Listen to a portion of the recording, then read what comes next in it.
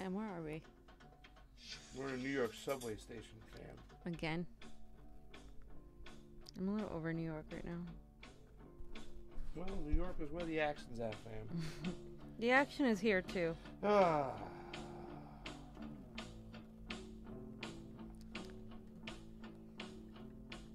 Fam, I keep choosing that song because I'd really just hope that we can come together. You do? And we really need to come together because we do have some issues going on, I'll tell you that much. Yeah, that's the problem. A lot of things going on. Brandon DeGraff in the house over there. Thank you very much. Adam Lau. Welcome back to the Convo Couch, ladies and gentlemen. I am Craig Jardula. They call me Pasta. And I'm Fiorella. I don't know why I did that different. Maybe I'm starting off in a more sensitive, nice way.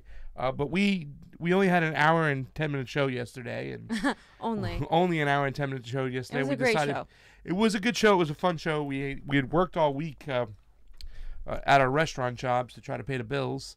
And we had very little time to do a show. So we had a lot of things to get out. We had a lot of things to talk about. We still have some things to unpack today because it still seems that there is some unrest in the progressive world. And well, first of all, let me just kind of take this because there is an update to the what we were discussing yesterday with AOC. So after an onslaught of progressive roller coaster of emotions yesterday with her statement, we wanted to dedicate a good portion of the show to talk about the Dem Enter movement, the Dem Exit, the party itself, the Democratic Party, the existence of parties in general, and the possibility of third parties. There's so much heat and division right now, and we want to end that. We think it's detrimental, or at least get us to a point where we can discuss things without blocking people, name calling, and insulting each other, albeit in a very like condescending or passive aggressive way, which I've seen online as well, including things against us, even though we were just literally relaying what was happening. After all, in 2016, we had this unity with Bernie Sanders, right? We had this now feuding family was united under this man's mission to have a revolution. Mm-hmm. And whether or not he's going to take the lead now or he's going to pass it on to the hands of the people, the mission still stands, and that was to get the power back into the hands of the people from the top, back into the hands of the people. That was always the mission. Mm-hmm. And I think we've forgotten about that because we all used to be so united, and now with a lot of, and and I don't blame it because we've gone through a lot. We've been we've torn and tarred and feathered with everything, and I understand it. So we need to unring the system and bring back the power into the hands of the people. Whether you think Bernie failed or not, the fact is we now have more people involved in politics in the political realm. Mm-hmm. The fact is the Trump winning kind of forced people to do something about it and get up and start becoming active in their life, which is not political. The politics affects your life, but we need to stop thinking about the things that affect our life, like healthcare, education, debt, as something just political. It is actually our lives. And so let's start by watching the entire AOC interview in relation to that question, because the entire interview was 17 minutes long, but we're going to show a substantial amount of the clip. And Jake Tapper was the one who interviewed her. And by the way, Jake Tapper treated her very condescendingly, as expected. And there was something that I'm going to discuss that I saw in AOC that I haven't seen before. And so later on, we're going to see a statement that the campaign made to our network. So if you could play the video.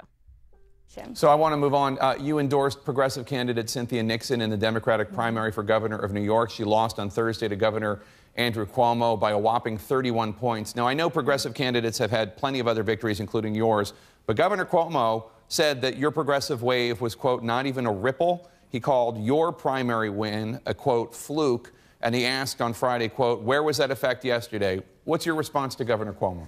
Well, I mean, I always take I'm always down to go toe-to-toe sometimes. But I think when you actually look at the numbers that we focused on, every single down-ballot progressive candidate in my district, New York 14, won. New York had a profound tidal change, really, in the Democratic Party. 1 out of every 5 Democratic senators got replaced.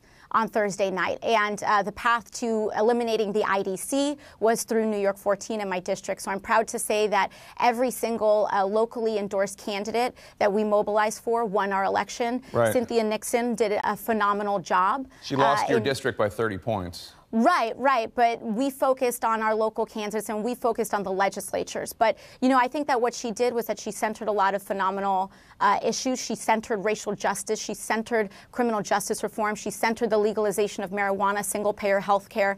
And a lot of down-ballot candidates benefited from that. And what I also look forward to moving forward is us rallying behind all Democratic nominees, including the governor, to make sure that he wins in November. Fam. All right, fam. Okay. So. That's going to be a tough one. Okay. But listen to this. Jake Tapper, and throughout the whole interview, which obviously we don't have time to show the entire thing, she was talking about how Puerto Ricans are treated as second-class citizens. She was talking about the issues. She was talking about how, they are considered citizens, but they can't vote federally. Then after this, she goes on to talk about single-payer health, and he goes and questions her about how costly it is and how are we going to pay for it. You know, the same old questions like, how are we going to pay for it? And he condescendingly talks to her like she doesn't know what she's talking about. And what it felt to me was that she was very nervous. Mm-hmm. She was not as confident as she usually is, and she kind of that when she was asked, like, when the question was like, when Andrew Cuomo said this about you, and she's like, well, I like to go toe to toe sometimes. Like, it was kind of contradicting. She was just kind of caught off guard. Yeah. I haven't seen her. She's usually right on point, and she's usually really a lot more, assertive, I would say, with her responses. And I think this time she was intimidated. And I don't think that it was necessarily something that was premeditated to answer. I think she got caught in a spot and she misspoke, and that's what I get after watching the entire interview and seeing her response in retrospect, because we can't take things out of context. We can't just show her immediate response without showing things out of context. It's like jumping into a conversation where you only hear a few words and then all of a sudden you make an assumption and a whole generalization based on those few words, but you're not hearing the entire conversation. And I think it's unfair to just judge her based on this one thing. Mm-hmm. However, I do think that it's absolutely essential and it's right for us to be able to question that. Yeah. For us to be able to be like, okay, why did she say this? Why would she say this? This doesn't seem like something she would say. And, Niko House and the MCSC network that we're with asked the campaign, like, what, frankly, there's a lot of people having issues with the statement. We don't understand where it's coming from, et cetera, et cetera. And the campaign actually directly responded. And if we have that up there, we don't. Okay. Let me read it to you. So the campaign said, to endorse someone means something in particular for us. AOC could support some things Cuomo has said he's going to do, but that is not an endorsement. She didn't say the words, I am endorsing Andrew Cuomo. She means to stand behind progressive policies and also the progressive policies that other Democrats advocate for. Yeah.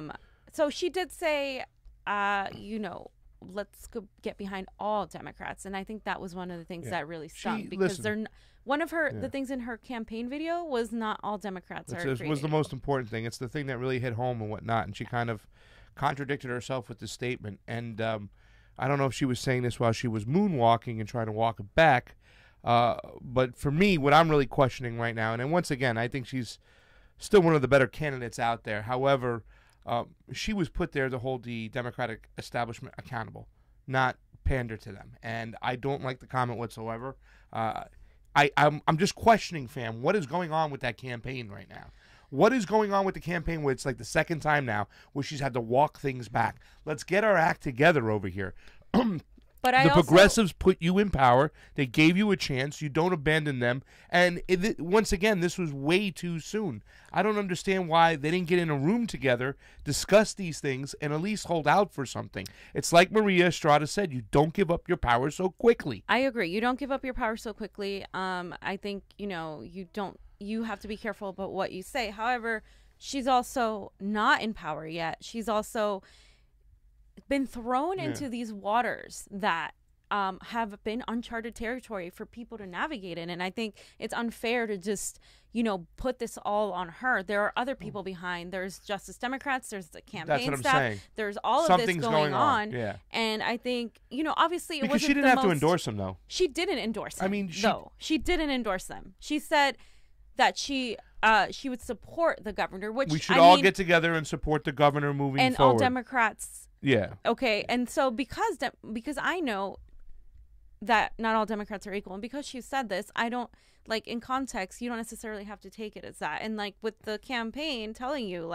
that's not what she meant, it might feel like backtracking. And I want to give her the benefit of the doubt, because I think it's a small thing to throw this whole person that's been right on the issues, that's one of the only few young millennial minds that we have a chance to get in Congress and actually elect. I think it would be unwise to go and call her a sellout, however, because she made this statement. And I look at actions over words, and that's what we need to do. We need to look at the actions over words. If she went out there and started campaigning for Cuomo, that's a whole other story. Yeah, but it doesn't make a difference. She shouldn't have said. To me, it makes a difference. But when she says what she said on State of the Union, it just doesn't come off as good whatsoever. But look at the medium she's speaking to. She's speaking to people in State of the Union. Yeah, I know, but she still said those things. She didn't need to say those things in that particular district. Them. That district is very much like Maria Estrada's district. They don't know a lot about our revolution. They don't know a lot about it. It's a very small, special type of district. She should have just stayed away from it.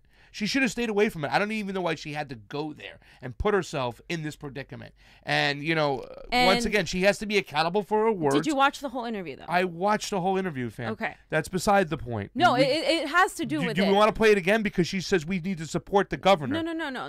Not just that part. I understand, I'm talking about the fact that she said she's supporting the governor and that we should all support Democrats. She's being influenced. She's being given wrong campaign advice, because I think so. Because this is not, it's not right, and there's only so much we can do. We can say, okay, it was another blunder. It's the second one now, okay, where she's had to walk something back. But what pedestal are we holding her to that every single word she says? Think about the pressure. Think about being in front of these cameras, in front of CNN, and Jake Tapper was a freaking asshole. Yeah. If he was talking to me that way, the way he was talking to her, my response would have been different. I would have been a lot more aggressive. That's going to be mainstream media, and that's the forum she's going to have to get in there and knock heads with. And I think she's been great about it. I understand, but once again, she doesn't need them. They need her, and that's what we got to understand right now. We don't need them. What's his name? Talk about this. One of my guys. I love him. Van Jones talked about it. If the Democratic Party hasn't woken up, and people have to realize they need us now. We don't need them. They got to come to us. We cannot give over that power. It's like Tim Black said, you can't say you're going there to throw over the table, and as soon as you get to the table, go, oh, it's nice here. I'm going to sit down here. This was just a bad move, fam. It was I know a bad what you're move. saying. I agree. I'm not ready to cut and run, but she weakened her power within the progressive movement with these comments, and she's got to watch what she says. And I knew she would. After saying this, we knew she would. And that's why I was upset, because I knew how this would be this would affect her, and how many people are we're bashing her after the McCain comments, and but at the end of the day, these are just words. To me, I want to see her legislate. I want to give her the opportunity to go and do the work, because sometimes, fam, when you're not in electoral politics, you have to understand things change once you get in there. You come in with these ideals, and you yourself with the whole Kevin De Leon thing. I mean, I just think think you got to mean what you say, and you got to say what you mean. When every word is going to be recorded, you got to watch what you're doing, and that was. But you are not perfect. That was you are hard. a human being. Nobody's saying she's not perfect. You are going to make mistakes. Yeah. So I think people that are throwing her off just because she made a mistake are, in the wrong, and you're entitled to your opinion. All of you are. And I just think it's a lot of pressure. It's ridiculous to hold someone to such high regard. Same with Bernie Sanders. I'll be the first to criticize him if need be, and her too. It's absolutely okay to be look, this wasn't the right move. But what is not okay is to say you're a sellout, you're a corporatist, da, because you're literally taking one thing and making it into a thing. Should you be worried? Maybe. Should you be questioning? Of course. Sam, that's with progressives. And if you know about Andrew Cuomo, that's not the guy to be supporting. He's not a progressive at all. Not even close. At all. He is very far, he's First of all, he's owned by the friggin' medical companies. He's owned by the pharmacies, by the the medical industry, the lobbyists. They own him. He's just he's terrible. You know what I'm saying? Yeah. And once again, this is one thing. You got to say what you mean. You got to mean what you say. You're about to be a congresswoman. And somebody pointed out, like, who's going to see that interview in her district? Maybe 5% of the people. Yes, that's true. But we're looking down the road as far as progressive power, and you want the people behind you. You have to stick true to your words. But I also don't think the majority of America, besides the progressive wing, would find that troublesome. It's only the progressives, right, that would find that troublesome. And unfortunately, we're in the minority. So, like, you also have to think about it in terms of pragmatism. Yeah, like, it's not something I would do. It's disappointing, et cetera, emotionally. But, like, I can see the tactics behind it. I don't agree with it. I think it actually hurts her because, especially the youth and millennials, even people like her who aren't even political. People follow her on Instagram who aren't even political. I'll tell you that right now. And they love her when she is to the left. They love her when she's extreme, like socialist, when she's like, when they're like, you're so dank, you're so woke, you're like, people love it when she takes on the establishment.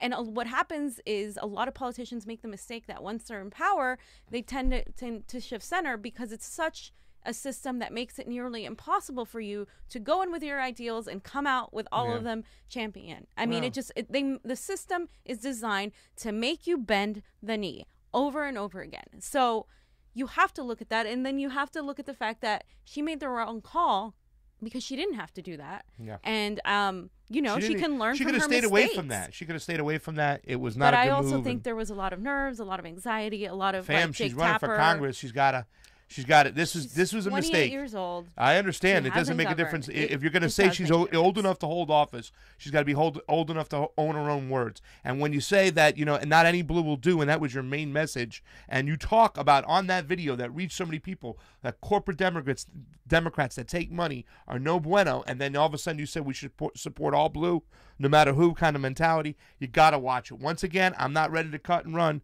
but let's learn from our mistakes and move forward amicably, and don't screw this up again. I mean, we've already had the Andrew Gillum thing. BDS was like, okay, I kind of expected that. It's Florida. That was one thing I can deal with, but then the walking back his stance on Medicare. And here's the thing: if I'm Andrew Gillum's campaign manager and I'm a room and I see Cory Booker over there, I'm like, let's go. We're going to the opposite side of the room. Why? Because the progressives who came and put you in power do not like this guy, and he's seen as too far establishment, and yet you're chummying up to him. Then your stance on healthcare changes. I mean, I'm sorry, fam. I was ready to jump on a plane and try to go get in Andrew Gillum's face with a microphone and just talk to him because I was so excited. That excitement is gone. And what Alexandria Ocasio-Cortez did, she took a little air out of it.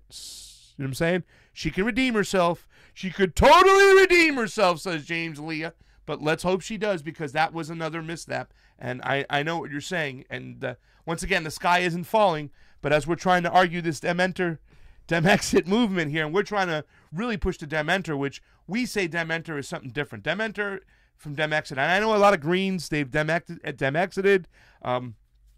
There's been some talks about how the Greens can be very gung-ho online, some of them. And we get attacked by them. You know what I'm saying? There's one on our thread. We get attacked by both the more centrist progressives and also the Greens. The Greens. Like, the we get attacked by everybody because we just present the information. We're just talking about the issues, and that's why we want to bring these discussions, because I think both extremes are wrong. I think the extreme of calling her a sellout is wrong, but I also think the extreme of getting angry because people are questioning your perfect candidate is also wrong. I think we should all be able to go and ask questions and post things like, oh, hey, what's up with this, and share things from media. Like Jimmy Dore's getting attacked because he posted this.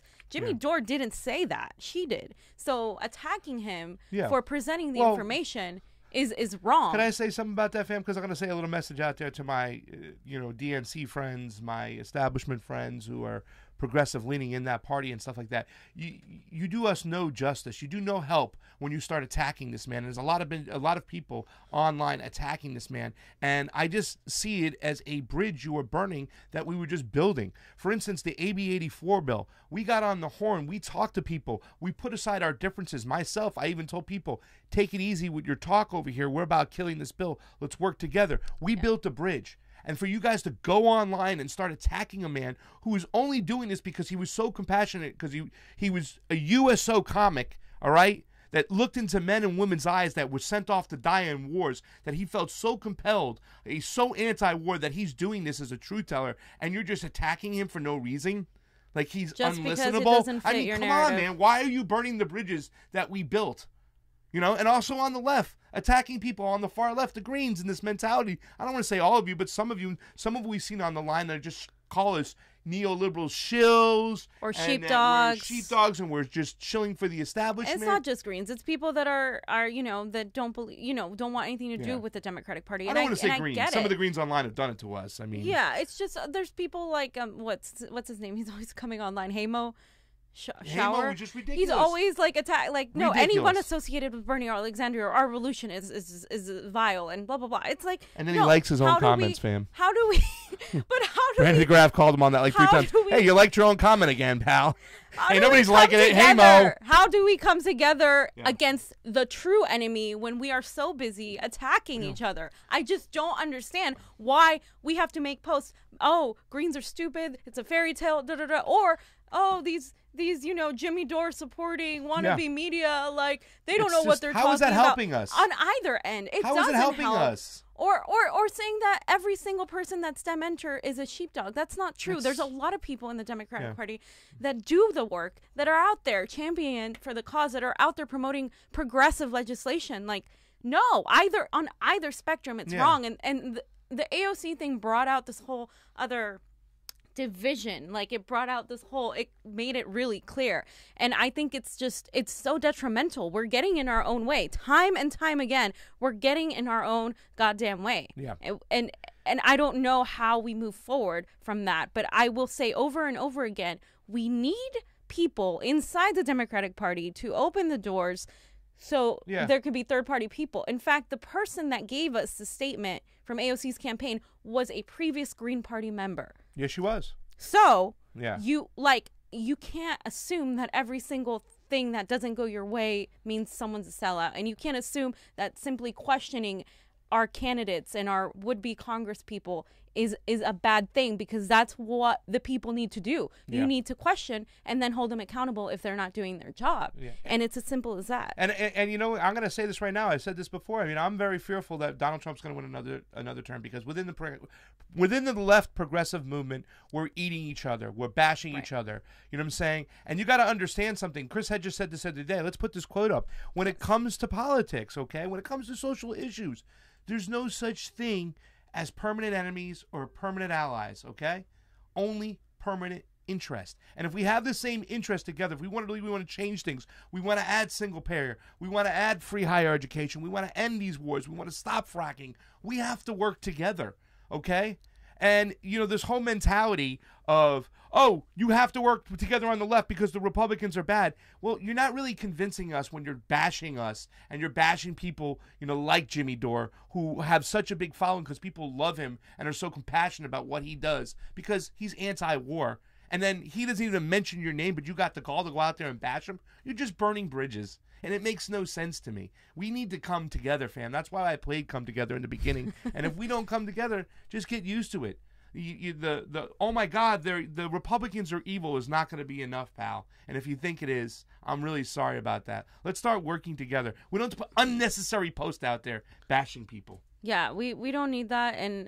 And just the fact that we need to understand that this isn't going to happen. And I disagree with Jimmy that we need a whole new party and we need a Dem exit. And I still support some of the things he says. I don't agree with everything he says. I don't agree with anything anyone's ever says, like, directly, perfectly, because you're never going to find a perfect candidate or a person that you agree with 100% everything on. You might find someone that you agree with 99% of the time. In fact, yesterday, Eric Zachary, who always watches the show, was like, no, I disagree. This is the one thing I disagree with you guys on the whole AOC thing.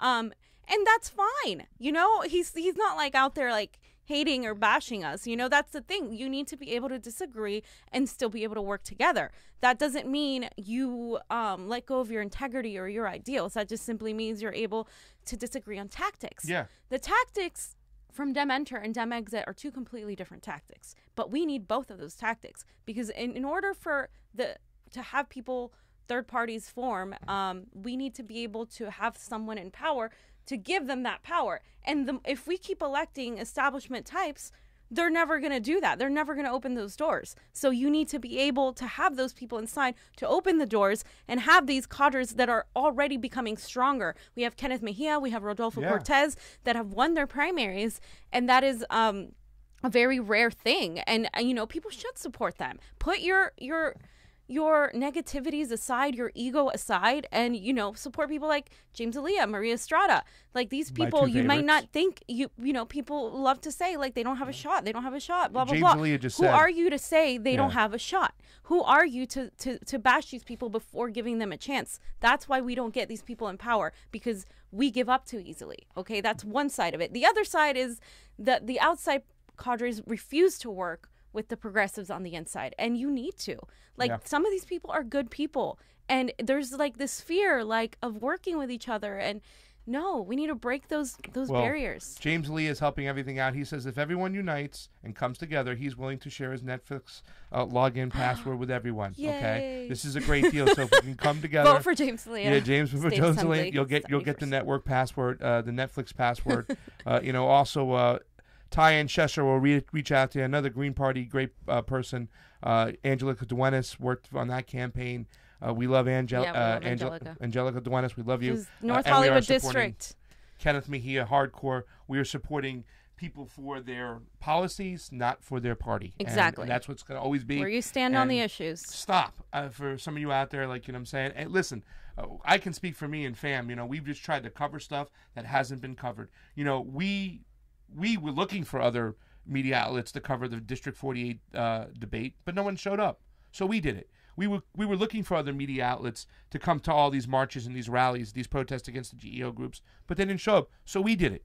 You know what I'm saying? We're just trying to do the best we can with what we got and get out there and cover things. And then you want to go out and bash people saying they're not doing the work, whatnot. Hey, man, it ain't being shown on mainstream media anywhere. So, I mean, I think you should at least kind of like, you know, support us rather than just bash us just because we might not be up to your standards and your mindset. But I think fighting amongst, you know, progressives attacking each other, you're literally helping your enemy. Yeah. So I don't understand the point of it. I think, you know, we can all move on. Whether you want to stop supporting AOC, that's your prerogative. That's fine. Or whether you still want to continue to support her, that's fine. But I think attacking people based on their party affiliation, based on their tactics on either end of the spectrum is wrong, and it's detrimental to our movement. And we need to remember what Bernie Sanders stood for and what we were doing in the family we were back 2 years ago in 2016, and how we all came together because this man ignited a fire within us. And, you know, in 2020 starts the day after the November elections, by the way. So we need to get our shit together by the time, because we need to have someone be president that is actually progressive. If we were able to achieve that, it's going to change everything. But so we can't achieve it when we're fighting amongst each other. Stop being so divisive. Fam, we need some love in the air. But I can tell you there's a little love fest going on across the seas and the water over there. You know, there is. Oh, yeah. Have you seen what's going on in North and South Korea lately? No, fam. Well, let's take a look, fam, because Convo Couch got it. The leaders of North and South Korea have hailed a new era in their countries' relations. During talks, significant progress towards the demilitarization of the peninsula was said to have been made. We have signed a military agreement to end the history of tragic conflict and hostility that has existed for decades. We have also promised to make the Korean peninsula the land of peace without nuclear weapons and threats. North Korea has agreed to permanently dismantle the Dongcheon-ri missile engine test site and launch pads in the presence of international experts. Also, North Korea has agreed to take additional measures such as the permanent dismantling of Yongbyon nuclear facility if there are corresponding measures from the US. Let's go through what we know. The agreement includes a roadmap for denuclearization and a military cooperation pact. North and South Korea also plan to eliminate, quote, war dangers from the peninsula and to set up a peace zone on their shared border. The leaders pledged to connect roads between the two countries and help reunite families separated by the Korean War. In addition, they also agreed to pursue a joint bid to host the Summer Olympic Games in 2032. Kim Jong-un accepted an invitation to visit Seoul too.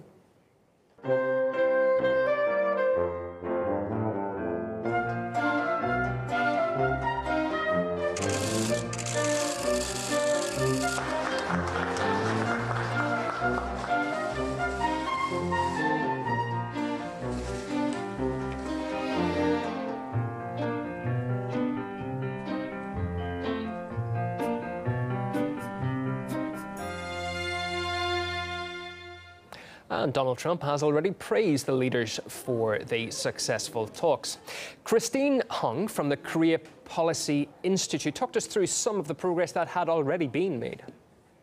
I think that what's happening right now is that the two Koreas are going to come together to see what kind of room there is for flexibility and maneuver.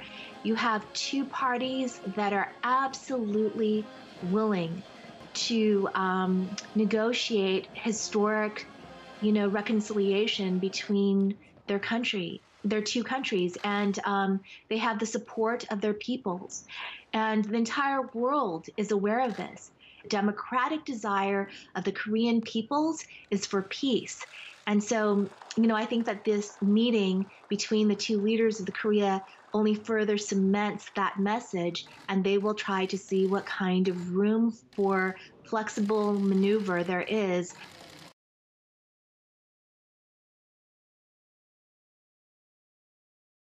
Yeah, fam. Ooh. Yeah, fam. Oh my God! I Come love on, this guy. fam. I've seen him. Yeah. Love is in the air. Can you feel it, fam? Kim Jong-un? Moon Jae-in, who we talked about. Ooh, look at the little cat to your left. See a little cat over there? Nice. Yeah, we got a little cat going on. Oh my God. Fam, we got a little love fest going on, and that's actually really it's sweet great to watch. It's beautiful. It's awesome. It's the thing that made me so happy seeing all those people there. They're talking about building railroads together, bridges together, bringing North and South Korea. Not walls. Not walls, bro. They're talking about bringing South and North Korean families together, an Olympic bid together, just denuclearization around the board, from Korea with love. It's just an awesome story. But however, fam, guess what? What? Guess who has to do their part? America. Truthdig had an article just the other day, and it was kind of interesting, and it said that Kim Jong-un is willing to remove a lot of the nuclear sites and de-escalate everything down there, tension in the region, and North Korea agrees to dismantle all its nuclear sites if USA, the United States, takes a step with them too, fam. But we're not going to do that. Do you think they're going to do it, fam? No. It's going to be interesting, fam, because don't right know. now, we talked about this on this show. Everybody's like, oh, Donald Trump deserves the Nobel Peace Prize. No. No.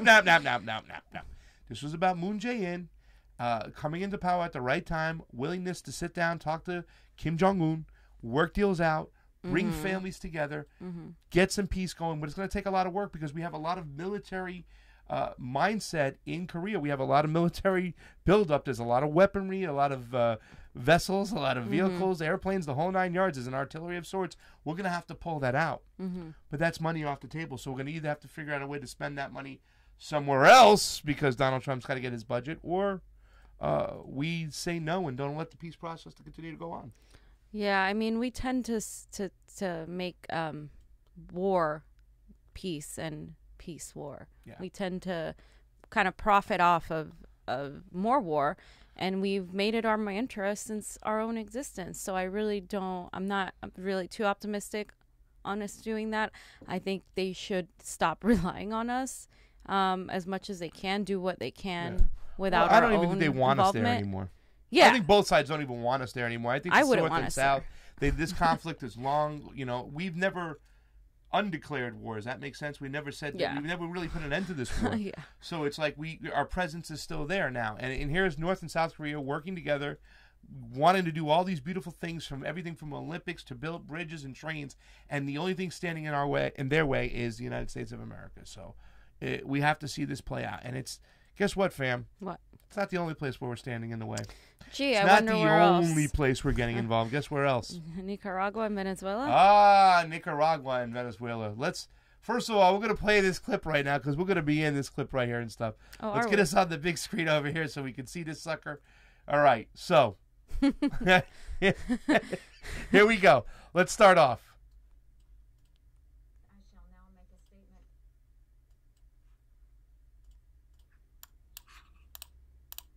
My capacity as the representative of the United States. Can you stop that real quick?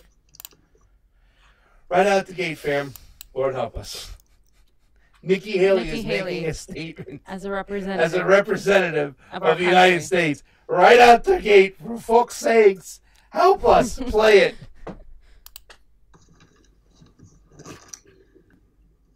One month ago, I stood on the Simon Bolivar Bridge that connects Venezuela with Colombia and watched an unending line of desperate people trying to escape tyranny. The irony and the tragedy of this bridge shouldn't be lost on any of us. Named for a great liberator, the Simon Bolivar Bridge is now an escape route for a people starved and imprisoned by a dictator. But there is also a lesson in the thousands of Venezuelans who cross the Simon Bolivar Bridge every day. Fundamental human rights are denied when a man's ability to feed his family is destroyed. All right, stop that right there. How many families have we destroyed? We were just talking about this other day that in Idlib and other parts of Syria, ISIS controlled those areas. So Yes. in order for the men to feed their children or the women to feed their children, they had to join ISIS. The men had to join ISIS. Okay? So we starved them to death. We blew up the whole friggin' country. We drove them towards, fundamentalism. Of course. And now she's trying to say, look what it could happen. Venezuela is driving people to be crazy over here to do anything. That the leader of Venezuela is driving people to be crazy. Yeah. Even though if you Maduro, go there, she's blaming. Yeah, but even if you go there, he is supported by a lot of the people. The majority of people. Just like Assad. Yeah. Yeah. That's interesting, isn't it? Democratically elected. I find that really interesting. I don't know. Well, let's play the rest of this here. This gets better here and stuff. Human rights are denied when a woman loses her voice in determining her own future. And when human rights are denied, the violence and instability that follow spill over borders. One nation's crisis becomes a region's crisis, even a global crisis. This process is well advanced in Venezuela. For those who say this is only a matter of Venezuelan internal affairs, tell that to the people of Colombia. Our ally. Tell that to the people of Peru. Our ally. Tell that to the people of Brazil. Another ally. And tell that to the people of Ecuador. Okay. We are long past the point at which the narco state of Venezuela stopped being a Venezuelan security problem. Okay. And now, Wait. First of all, she's talking about women's rights. Are you fucking kidding How me? many men are deciding women's rights here in the Oh my States God. today? And second of all, like having family in Peru, like I know for a fact that the way America's capitalism has overtaken the country is why they're considered allies. Like it's capitalism has overtaken Brazil, it's overtaken Peru, it's overtaken Colombia, and the only reason that they're attacking Venezuela is because this leader will not let America take control of Venezuela. Yeah. And that is the ultimate truth. And there's so much backlash that we're going to get for this because a lot of people don't understand the intricacies in Venezuela. And I think we do need to do a whole thing on it. Yeah. Well, the thing about you talked about too, fam, it says it's not just only that they won't let the corporate interests go in there. That's one part of it. That's one the part. second part is the socialist part. Exactly. Because all these countries are just taking a bit of FDR's democratic socialism. You know what I'm saying? Yeah. And they're implementing policies in, where it's education, healthcare. You know what I'm saying? Nicaragua, which they're going to get into right now, is going to be interesting because right now the big flow of immigration is coming from Honduras, Guatemala, and Salvador. Would you be shocked if I told you that we're intervening and the CIA has intervened in all three of those countries? No, not at all. Okay, you wouldn't be That's what we intervening. do. So I'm having a feeling that the next flow of immigration is going to come from Nicaragua. But watch this as we get into this, fam, because they don't want the American population to see socialism working right as our neighbors right below us. Go ahead. We are seeing the start of this disastrous cycle in Nicaragua. The spread of tyranny follows a predictable pattern. Media and opposition parties are silenced. Corruption chokes off economic opportunity. Institutions that people rely on outside the state, like universities, trade unions, and the church, are attacked and demonized. Pause. The regime... You knew it was coming, fam. You knew the whole demonization of Central America and a country like Nicaragua was coming. They had to throw their Christianity religion in there. You knew it was coming. The church and the Catholic Church now, okay? They're just, once again, they're rounding up. Whatever happened to us minding our own business and building the USA? Where the fuck is that Donald Trump who put that tweet up and says, enough with going over there, intervening in these countries, let's build a USA. Yay, make America great again. We're going to stop intervening in other countries. Is it happening, fam? No, it's not. And you know what the sad thing is about these countries? They've already been colonized by Europeans. I mean, the majority of the indigenous people in these countries live in poverty.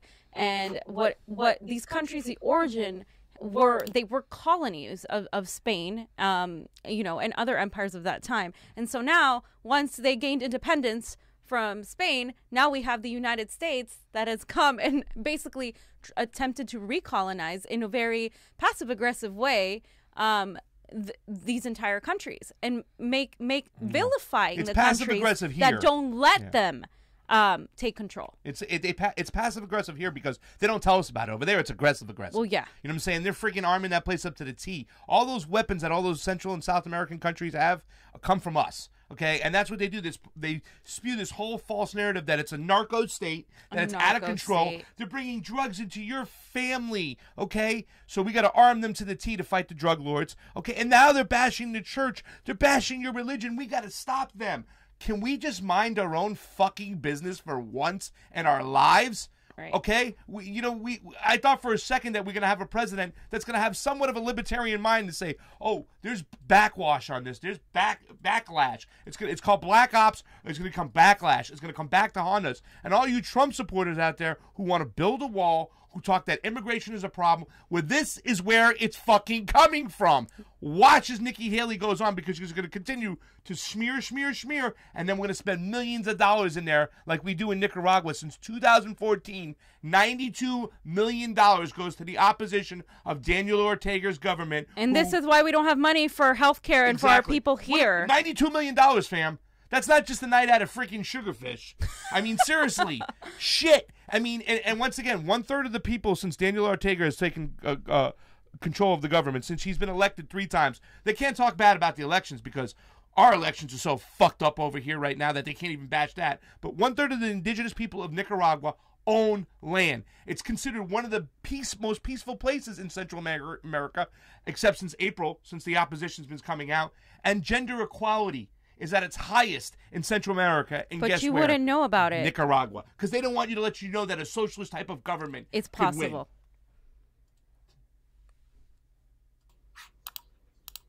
Unleashes its militants to kidnap, torture, and execute dissidents. The dictator hides behind those forces who terrorize and surveil their neighbors, all at the regime's instruction and on its behalf. And when the people inevitably rise up in protest, they are met with more violence, more imprisonment, and more death. Then the exodus begins. All of this has already happened in Venezuela. All of this is now happening in Nicaragua. Well, she's right about that. Daniel Ortega has adopted the tactics of the dictators he once claimed to oppose. We shouldn't be surprised. Daniel Ortega and Nicolas Maduro are cut from the same corrupt cloth. They are both students of the same failed ideology. Right there. And they are right there. She told you the truth. Ideology, right? Yeah. It's socialism again. She told you the truth. It's the bashing on socialism right there. There it is. And we are the saviors here, ready to save the poor people from the terrible, destruction of socialism, even though it's the other way around. Believable, fam. It's the other way around. And she's right. I mean, Maduro and what Ortega are cut from the same. Yes, they are both threatening the American imperialist regime changing capitalistic mindset. That's why they're a threat. And you got to see something. I didn't put it up, fam, but if you go to Rupley and another RT thing, you know how I love to spout things. My Russian bot. He's Russian. I'm a Russian bot, but Rupley has this video and it shows.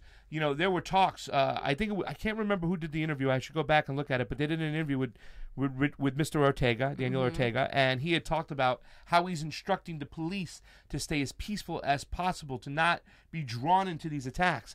And there's a scene of a protester getting right in a cop's face, and he's rubbing up his face, and he's screaming and screaming, and the police officer is just holding still. You see a lot of the police officers doing this and their things. Calm down. They're trying to keep the peace, okay?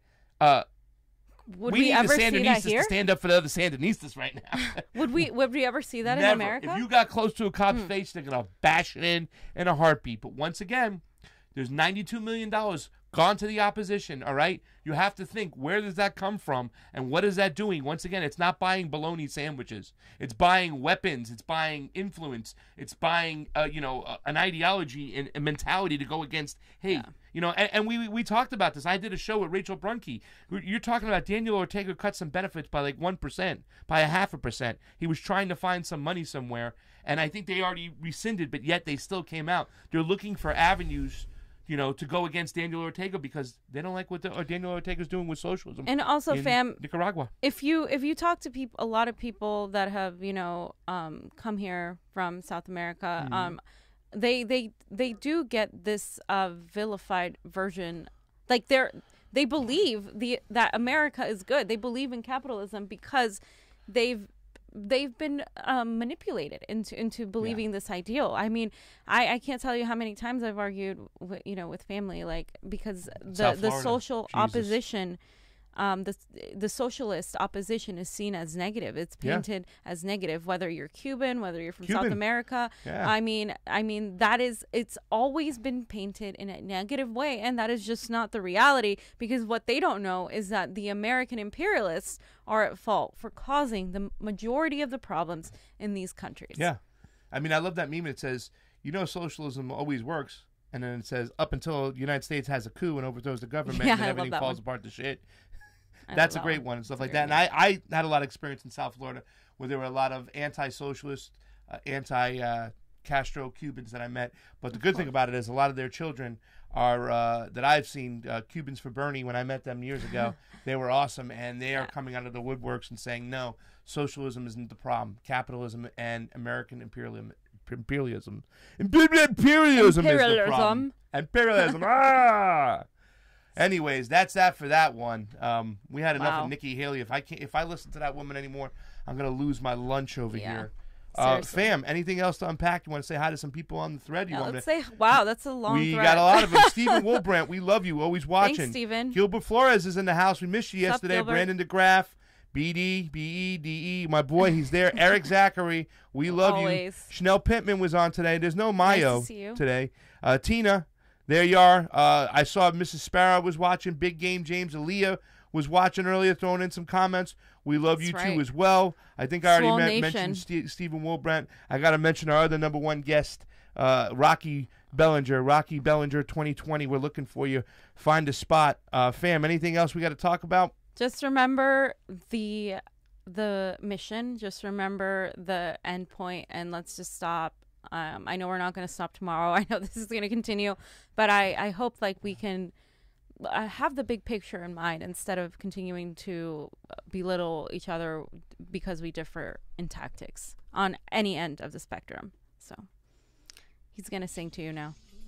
No, fam, I just got to play it. We got to come together, ladies and gentlemen. Don't think that Donald Trump is going to just easily be beat. He's not going to get impeached. You better stop with that thought process, okay? And if you really want Donald Trump to go, you really want to uphold progressive values, we got to come together. People. We have to talk. We can't be divisive. We can't smear each other. Stop with the attacks on Jimmy Dore. It's just so stupid. He hasn't. I mean, if you want to be critical and a very thoughtful way, you know what I'm saying, just stop with the smear tactics. Stop with the attacks too on people like throwing out people like AOC right away just because of this. Like, give her a chance. I think we need to stop the whole name calling of sellouts every 5 seconds. Definitely. On any regard. I want to say love to Ron Placone, Tim Black, Niko House. We love you. Brandon DeGraft, all our friends over at the MCSC Network. Thank you for watching us on YouTube. If you can take the time, go to our YouTube, like our Convo Couch page. We need to build that up. Of course, our Facebook page. We will start live streaming from the Convo Couch page soon. So please tune into that page, Facebook, like it, and follow it. Please. Thank you. Come together, y'all. Yeah. Hey, if you liked our video and want to support independent media, please like, share, and subscribe below. Yeah, we have a Facebook, a Twitter, a YouTube, and coming soon, fam, we're going to be on Roku. Take it easy, fam. And if you have any change to spare, please subscribe to our Patreon below to keep us going. Yes, anything would help with that. Thanks again for watching. Convo out.